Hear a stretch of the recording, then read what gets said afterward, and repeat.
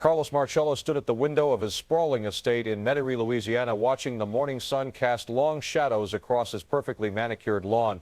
At 49 years old, he was a man who had built an empire from nothing, a Sicilian immigrant who had transformed himself into one of the most powerful figures in the American South. His dark eyes, perpetually calculating, surveyed his domain with the satisfaction of a man who had never known defeat. He was short in stature, barely 5 feet 4 inches, but his presence filled any room he entered. His tailored suits couldn't hide the thick, powerful build of someone who had worked with his hands before he worked with his mind. Born Calogero Minicore in Tunisia to Sicilian parents, he had arrived in America as an infant, carried in his mother's arms through the chaos of Ellis Island. Now, decades later, he commanded respect from politicians, businessmen, and those who operated in the shadows of legitimate society. The telephone rang, its shrill tone cutting through the peaceful morning. Marcello's wife, Jacqueline, answered it in the kitchen, her voice carrying a note of concern that made him turn from the window. She appeared in the doorway, her face pale, the receiver still in her hand. "Carlos, it's the office. They say federal agents are at the gate." Marcello's expression didn't change. He had faced raids before, survived investigations, outlasted prosecutors who thought they could bring him down. He straightened his silk tie and walked toward the front door with the unhurried confidence of a man who believed himself untouchable. "Tell them I'll be right there," he said, his voice carrying the thick accent of his Sicilian heritage, even after nearly 5 decades in America. Outside, 3 black sedans sat idling beyond the iron gates. Men in dark suits and fedoras stood beside them, their postures rigid with official authority. Marcello recognized the type immediately, federal agents, probably Immigration and Naturalization Service. He had been dealing with their harassment for years, ever since that unfortunate conviction for marijuana possession back in 1938 and the assault charge in 1940. They had been trying to deport him ever since, claiming he wasn't a legitimate citizen, that his birth in Tunisia made him undesirable, deportable. As he approached the gate, the late agent stepped forward, holding up a badge and a manila envelope. Carlos Marcello, the agent's voice was flat, professional, devoid of emotion. "You know who I am," Marcello replied, his hands resting casually in his pockets. "What's this about?" "We have an order for your immediate deportation. You're to come with us now." Marcello felt a flicker of something, not quite fear, but a recognition that this moment was different. There was an efficiency to these men, a sense of purpose that went beyond the usual bureaucratic harassment. He thought of his lawyers, the judges he knew, the politicians who owed him favors. Surely this could be resolved with a few phone calls. "I need to contact my attorney," he said, his voice steady. "You can do that from the processing center," the agent replied. "We're leaving now." They didn't handcuff him, which Marcello took as a small victory. He climbed into the back of the middle sedan, sandwiched between 2 agents who smelled of cheap aftershave and coffee. As the car pulled away from his estate, he watched through the rear window as Jacqueline stood on the front steps, her hand pressed to her mouth. His children would be getting ready for school, unaware that their father was being taken away. The drive took them not to the local INS office as Marcello expected, but directly to New Orleans Moyson International Airport. The realization began to settle in his chest like cold lead. This wasn't a routine detention. This was something orchestrated, planned with precision to bypass his usual channels of influence. Inside a private room at the airport, Marcello was processed with mechanical efficiency. His belongings were inventoried: wallet containing $800 in cash, gold watch, cigarette case, lighter. An agent handed him a document to sign.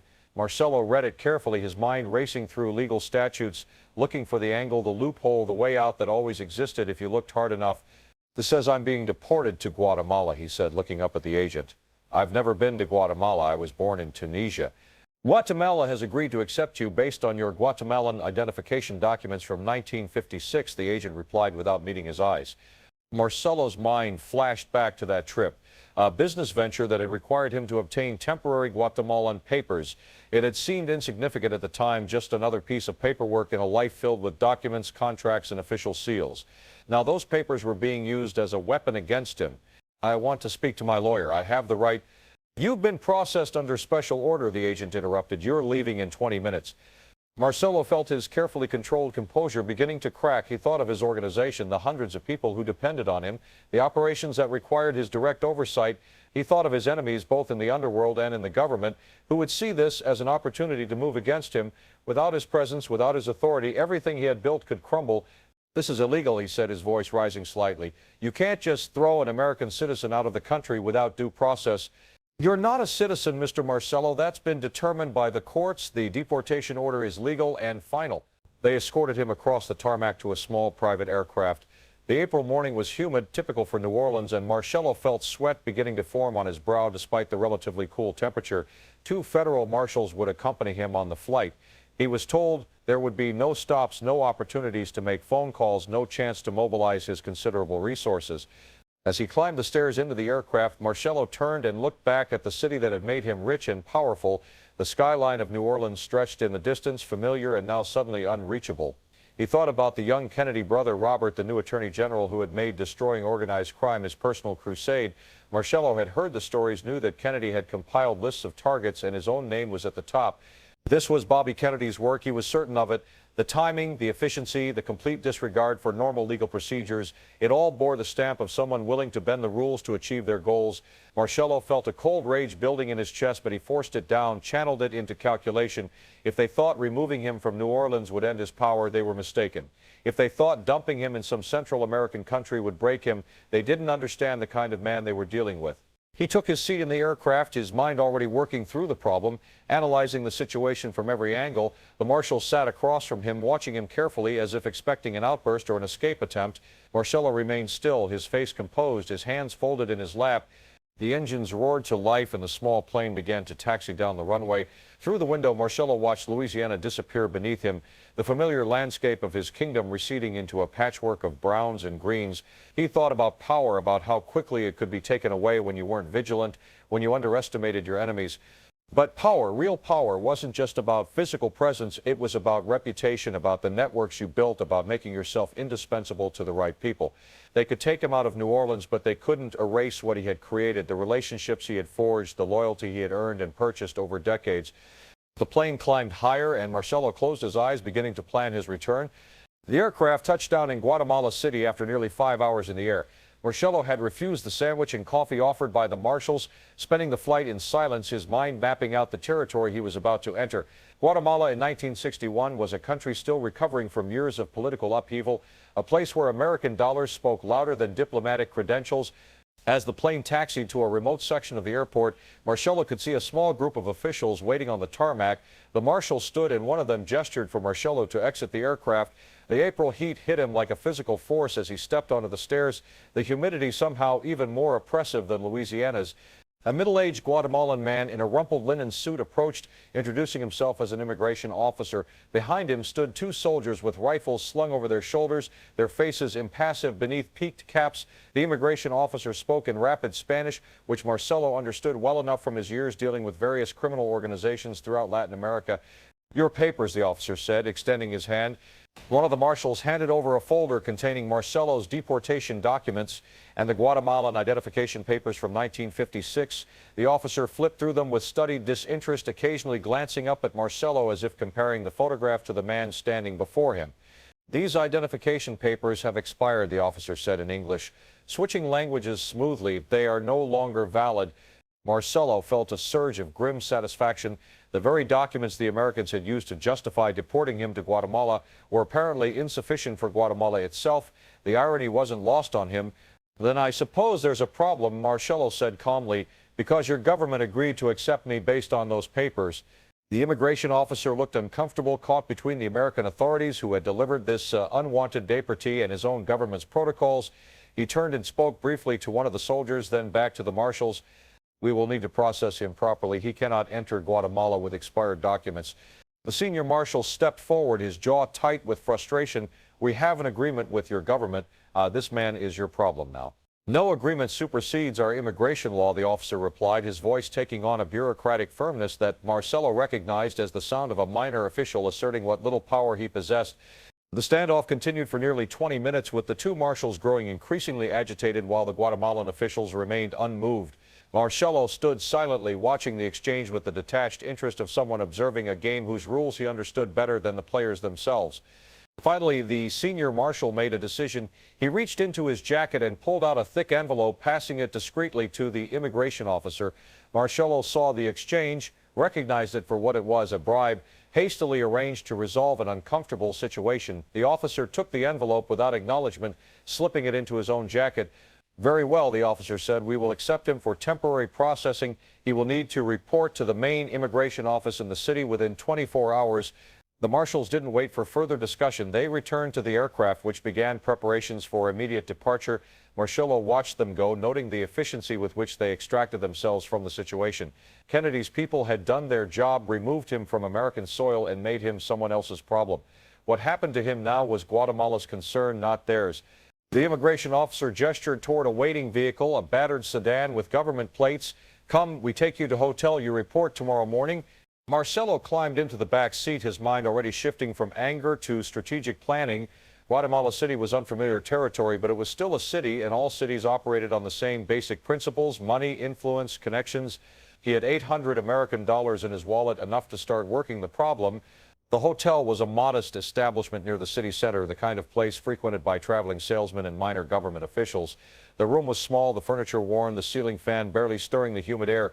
After the immigration officer departed with promises to return the next morning, Marcello sat on the edge of the bed and lit a cigarette. He thought about his organization back in New Orleans, wondered who would step up in his absence, who might see opportunity in his deportation. His brother Joe was capable but lacked his strategic vision. His underbosses were loyal but ambitious, and loyalty had limits. When power vacuums appeared, he needed to get back, and quickly, before his empire began to fracture. The next morning, Marcello dressed in the same clothes he had worn on the flight. His suit was wrinkled, his shirt damp with sweat, but he maintained his dignity as best he could. The immigration officer arrived as promised, and they drove through Guatemala City's chaotic streets toward the Central Immigration Office. Inside the building, Marcello was led through a series of corridors to a waiting area filled with other deportees and hopeful immigrants. He sat among them for 3 hours, watching the bureaucratic machinery grind forward at its glacial pace. When his name was finally called, he was ushered into an office where a senior immigration official sat behind a desk covered with paperwork. The official, a thin man with wire-rimmed glasses and the weary expression of someone who had seen every variation of human desperation, looked up from Marcello's file. "Mr. Marcello, your situation is complicated. Your identification papers are expired, and we have no current authorization for you to remain in Guatemala." "The American government deported me here," Marcello replied. "I didn't choose to come. Nevertheless, you are now on Guatemalan soil without proper documentation. This creates a legal problem." Marcello leaned forward slightly, his voice dropping to a more confidential tone. "I understand there are always ways to resolve legal problems. I'm a businessman. Perhaps we can find a mutually beneficial solution." The official's expression didn't change, but Marcello saw the slight tension around his eyes, the way his fingers tapped against the desk. This was a man used to such offers, but also a man who had to be careful about accepting them. "The amount required to process emergency documentation would be substantial," the official said carefully. "How substantial?" "Several thousand American dollars." Marcello did quick mental arithmetic. He had $800 in cash, but his resources extended far beyond what was in his wallet. He had contacts throughout the Caribbean, connections who owed him favors or feared his reach. Getting money transferred to Guatemala City would take time, but it was possible. "I can arrange that," he said, "but I'll need access to a telephone and perhaps a few days to make the necessary arrangements." The official considered this and shook his head. "I'm afraid that won't be possible. There has been pressure from the American embassy. They are very interested in ensuring you remain detained and processed according to strict protocols." Marcello felt the trap closing around him. Kennedy's people weren't content with simply deporting him. They were actively working to make sure he couldn't establish himself anywhere, couldn't access his resources, couldn't fight back. The rage he had suppressed on the airplane began to resurface, hot and dangerous. "You understand that keeping me here against my will is kidnapping," he said, his voice hardening. "You are not being held against your will. You are being detained pending resolution of your immigration status. There is a difference, a distinction without meaning." The official stood, signaling the end of the meeting. "You will be transported to a facility outside the city while we determine your status. The process may take several weeks." 2 guards appeared at the door, and Marcello knew further argument was pointless. As they escorted him from the office down a different corridor, he realized the facility they mentioned wasn't another hotel. They were taking him to a detention center, possibly even a jail. The vehicle that waited outside was a military truck, its canvas cover providing minimal shade. Marcello climbed in alongside 4 other detainees, men whose desperate eyes and ragged clothes spoke of journeys far more desperate than his own. The truck rumbled through the city and out into the countryside, following rutted roads that climbed into the mountains. After 2 hours, they arrived at what appeared to be a military outpost converted into an immigration detention facility. High fences topped with barbed wire surrounded a collection of low buildings. Guards with rifles patrolled the perimeter. As Marcello was processed again, photographed, fingerprinted, his belongings inventoried and taken, he understood that this was no longer about immigration law. This was about making him disappear, about removing him so completely from his power base that by the time he returned, if he returned, there would be nothing left to return to. They took him to a small cell with concrete walls and a single barred window near the ceiling. The door clanged shut with a finality that seemed to echo through his chest. Marcello sat on the thin mattress and looked around his new surroundings, calculating his options, none of which seemed immediately promising. The cell was perhaps 8 feet by 10 feet, barely larger than a generous closet. A metal toilet sat in one corner, a sink with a single cold water tap beside it. The mattress was thin foam covered with stained canvas resting on a concrete platform that served as a bed. The walls showed layers of graffiti, messages scratched by previous occupants in Spanish, English, and languages Marcello couldn't identify. He stood at the small window, gripping the bars, and pulled himself up to look out. The window faced west toward a dry, rocky landscape that stretched toward distant mountains. The sun was beginning its descent, painting the sky in shades of orange and purple that would have been beautiful under different circumstances. Marcello let himself drop back to the floor and sat on the bed, his mind working through the problem with the methodical precision of someone who had spent a lifetime solving seemingly impossible challenges. He was 60 miles from Guatemala City, held in what was essentially a military prison with no access to phones, no way to contact his lawyers or his people back in New Orleans. The guards spoke minimal English, and the facility commander had made it clear through an interpreter that Marcello's comfort was not a priority. The first night was the hardest, not because of physical discomfort. He had known worse in his early days, but because of the psychological weight of complete disconnection. In New Orleans, he was never more than a phone call away from mobilizing his resources, from making things happen through the complex network of relationships he had built over decades. Here he was just another body warehoused in a concrete box, waiting for bureaucrats to decide his fate. Food arrived twice daily, pushed through a slot in the door. Beans, rice, occasionally a piece of tough meat of uncertain origin. The portions were adequate but unappetizing. Marcello ate mechanically, understanding that maintaining his physical strength was essential. Whatever was happening in New Orleans, whatever moves his enemies were making, he needed to be ready when an opportunity presented itself. Days passed with agonizing slowness. He established a routine to maintain his sanity, exercises in the morning, pacing the cell to keep his legs strong, mental exercises to keep his mind sharp. He recited numbers, running calculations of his business interests, estimating losses, planning for various scenarios. He reviewed conversations from years past, looking for connections he might have overlooked, people who might help him if he could only reach them. On the fourth day, a guard brought him to an interview room where a Guatemalan official sat with a folder of documents. The man introduced himself as a liaison from the Ministry of Interior, and his English was better than most of the other officials Marcello had encountered. Mr. Marcello, we have been reviewing your case. The situation is unusual. Unusual, Marcello repeated, his voice dry. That's one word for it. The American government continues to insist you should not be allowed to return to the United States.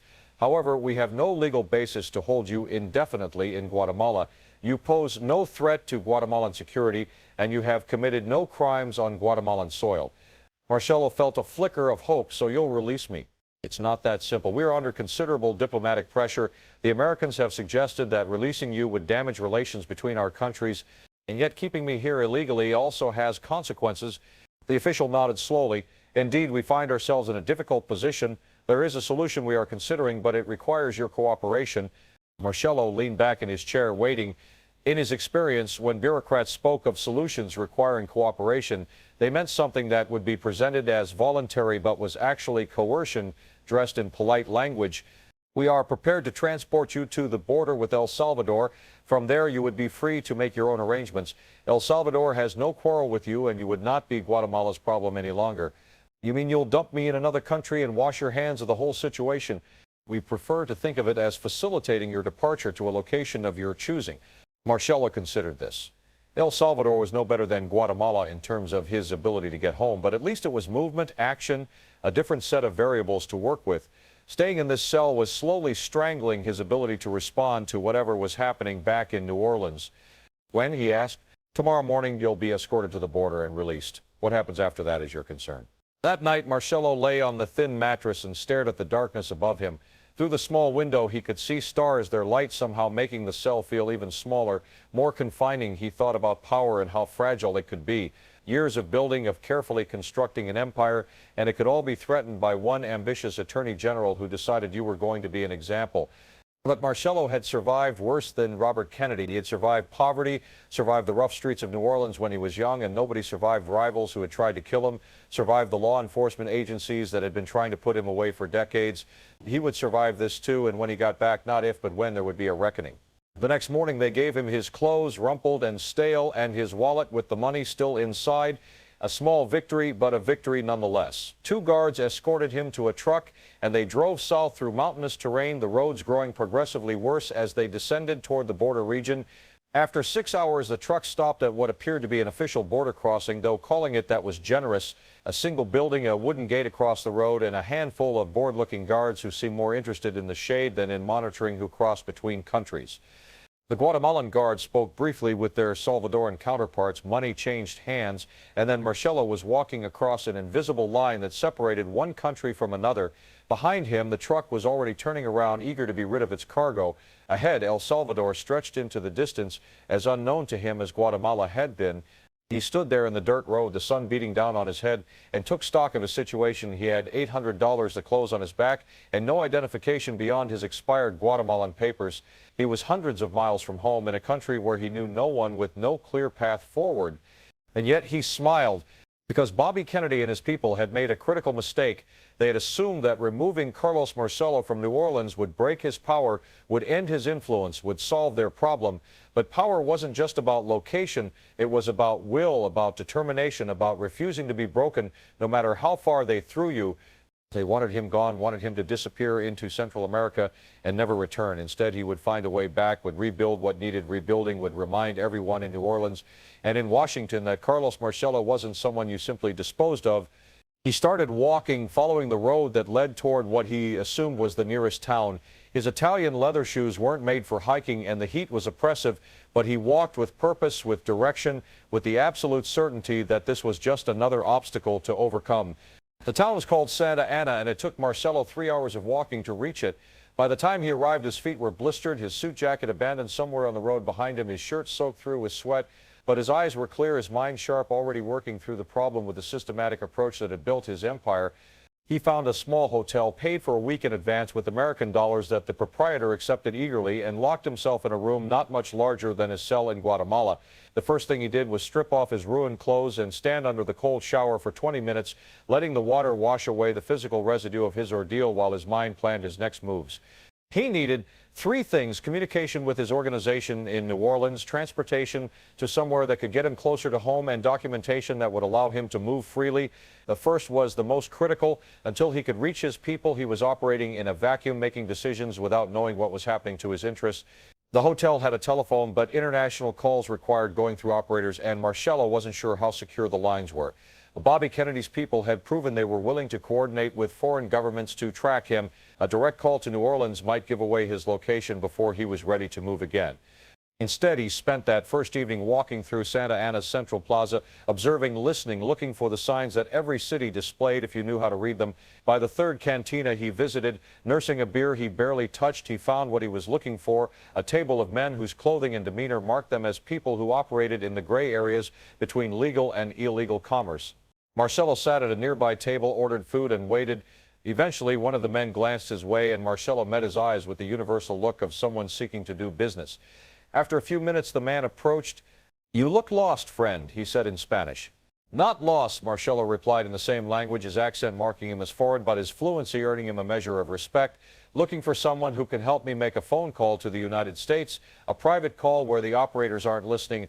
The man studied him, taking in the expensive watch still on his wrist, the quality of his ruined shoes, the bearing of someone used to giving orders. "Such calls are expensive. I can pay." That night, for $200 American, Marcello found himself in the back room of a warehouse using a radio telephone that connected through a series of relays to a number in New Orleans.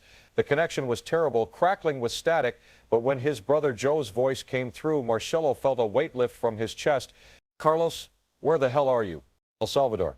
"Listen carefully, we don't have much time. What's happening there?" Joe's update was grim, but not as catastrophic as Marcello had feared. The organization was intact, his people were holding steady, but rumors were spreading that he might not come back, that Kennedy had him locked away permanently. Some of the smaller operations were being encroached upon by rivals who saw opportunity in his absence. "I'm coming back," Marcello said flatly. "It might take time, but I'm coming back. You tell everyone that. You tell them Carlos Marcello doesn't stay gone." "How?" "They've got you on every watch list, every border. Let me worry about how you keep things together there. Use whatever money you need, pay whoever needs paying, but keep our operations intact. I'll find a way home." Over the next 2 weeks, Marcello remained in Santa Ana, slowly building his network. The men he had met in the cantina became intermediaries, connecting him with others, smugglers, corrupt officials, businessmen with questionable ethics and useful connections. He learned that El Salvador, like most of Central America, ran on a combination of official law and unofficial arrangements, and a man with money and no scruples about how he spent it could accomplish remarkable things. He paid for new identification documents, Salvadoran papers that identified him as a businessman from San Salvador. He paid for new clothes, well made but not ostentatious. He paid for intelligence reports on American government activities in the region, information about diplomatic communications, details on border security procedures. Each night he sat in his hotel room and did exercises, push-ups, sit-ups, stretches. He was 49 years old, but he refused to let his body deteriorate while his mind worked on the problem of getting home. His feet healed slowly, the blisters becoming calluses, physical reminders of the day he had walked into Santa Ana with nothing but determination. He also spent hours each day simply thinking, reviewing his life with the kind of clarity that only comes from being stripped of everything familiar. He thought about the choices that had led him here, the enemies he had made, the methods he had used to build his empire. He didn't regret his path. Regret was a useless emotion for a man in his position, but he understood with new insight how precarious power could be. Robert Kennedy had thrown him out of the country, expecting him to disappear, to become someone else's problem, to fade into obscurity in Central America, while his organization crumbled without him. But Kennedy had underestimated what drove men like Carlos Marcello. It wasn't just greed or ambition, though both were certainly factors. It was pride, dignity, the absolute refusal to be dismissed or defeated by anyone, no matter how powerful they thought they were. By the end of his second week in Santa Ana, Marcello had formulated a plan. It was risky, expensive, and required perfect timing, but it was possible. He would travel overboard to Honduras, then to British Honduras, then to Mexico. From Mexico, the United States border was porous for someone with the right connections and enough money. The entire journey might take months, would certainly cost tens of thousands of dollars, but he would make it. The alternative, staying in Central America, accepting defeat, was unthinkable. He made another radio telephone call to New Orleans, speaking to Joe in the carefully coded language they had developed over years of assuming their phones were tapped. Money would be wired to various locations along his planned route, moved through shell companies and cutouts that would take investigators years to unravel. His organization had been built on such networks, and now those networks would bring him home. On his last night in Santa Ana, Marcello sat in the small plaza smoking a cigar and watching families stroll past in the evening cool. Children played near the fountain, their laughter cutting through the heavy air. Old men played dominoes at outdoor tables. Life continued indifferent to the dramas and ambitions of individuals, and there was something oddly comforting in that continuity. He thought about the future, about what he would do when he got back to New Orleans. Changes would need to be made. His security clearly hadn't been adequate if Kennedy's people could snatch him so efficiently. He would need to build better protection, cultivate different relationships, perhaps operate more carefully, more discreetly. But he wouldn't stop. That was what Kennedy didn't understand. You couldn't scare men like Marcello into retirement. You couldn't exile them into obedience. Every action Kennedy took to destroy him only strengthened his resolve, only reminded him of why he had clawed his way up from nothing in the first place, because he refused to be pushed around, refused to accept someone else's judgment about what he could or couldn't do. The cigar burned down to ash, and Marcello stood dropping the stub in a trash can. Tomorrow he would begin his journey home. However long it took, whatever it cost, he would return to New Orleans. And when he did, everyone, his allies, his enemies, Robert Kennedy, would understand that Carlos Marcello couldn't be gotten rid of so easily. It took Carlos Marcello 17 weeks to make his way back to the United States. The journey was an odyssey through the back roads and unofficial routes of Central America and Mexico, a lesson in patience and careful planning that would serve him well in the years to come. From El Salvador, he traveled north to Honduras, moving by bus and occasionally by hired car, always staying below the radar of official attention. In Tegucigalpa, he spent 3 weeks waiting for documents and making contacts, living in a modest boarding house and eating meals at street vendors, while his organization funneled money through circuitous routes to fund his journey.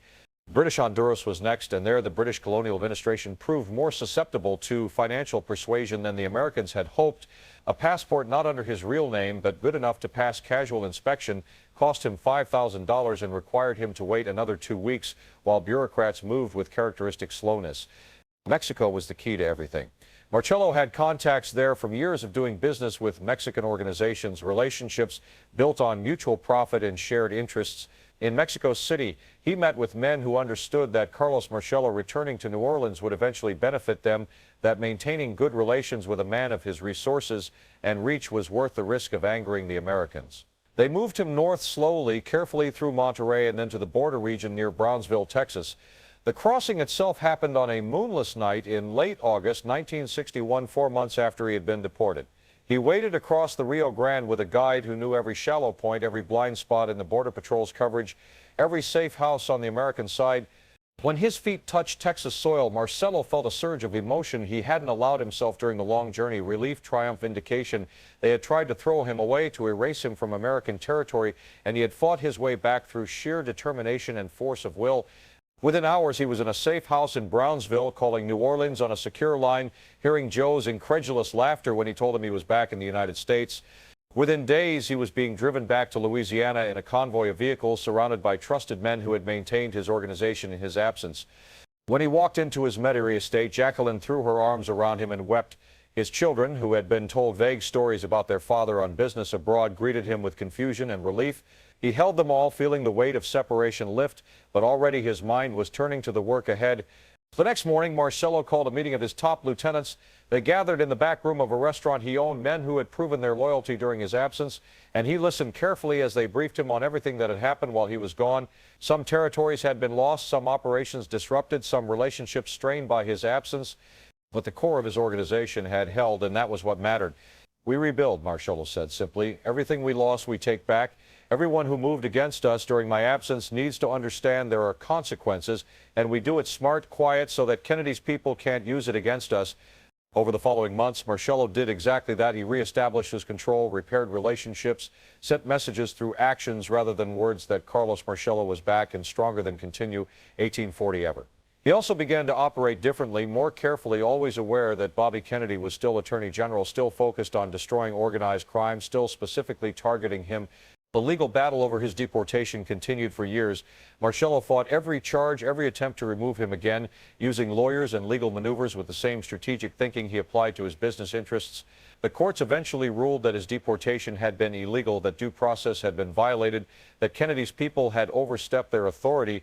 It was a hollow victory in some ways. The damage had been done, the message sent, but Marcello took satisfaction in forcing the government to acknowledge they had acted improperly. He lived for another 3 decades after that day in 1961, building and maintaining his organization, surviving investigations and trials, outlasting the Kennedy brothers and the various prosecutors who succeeded them. He became a legend in the underworld, the man who had been thrown out of the country and walked back in, the man who couldn't be broken or defeated no matter what the federal government threw at him. In his later years, Marcello would sometimes sit in his office looking at photographs from throughout his life and think about that day they had taken him from his home. He thought about the cell in Guatemala, the walk through the Salvadoran heat, the long journey home. Those months had tested him in ways that decades of criminal enterprise never had, stripping away the luxury and power to reveal what lay beneath, the will to survive, to persist, to refuse defeat. He had learned something essential during those months in exile, that true power wasn't about territory or money or the fear you could inspire in others. True power was internal, a core of determination that couldn't be taken away no matter where they sent you or what they did to you. Robert Kennedy had tried to destroy him and had instead taught him that lesson.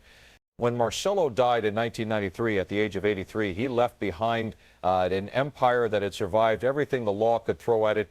He left behind a reputation that made him a legend in New Orleans and beyond. But perhaps more importantly, he left behind a story, a testament to the idea that some men simply cannot be broken, no matter how far you throw them or how hard you try.